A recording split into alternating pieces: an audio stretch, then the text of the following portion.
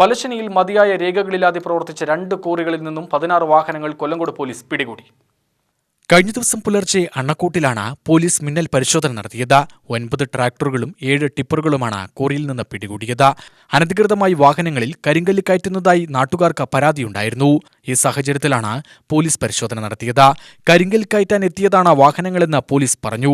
വരും ദിവസങ്ങളിൽ ശക്തമായ പരിശോധനയുണ്ടാവുമെന്നും സ്കൂൾ സമയങ്ങളിലെ ടിപ്പറുകളുടെ മത്സരയോട്ടം നിയന്ത്രിക്കാൻ കർശന നടപടിക്ക് നിർദ്ദേശമുണ്ടെന്നും കൊല്ലങ്കോട് ഇൻസ്പെക്ടർ CK രാജേഷ് പറഞ്ഞു. കൂടുതൽ നടപടിക്കായി നമ്മൾ ജിയോളജി ഡിപ്പാർട്ട്മെൻറ്റിനെ കൈമാറിയിട്ടുള്ളതാണ്.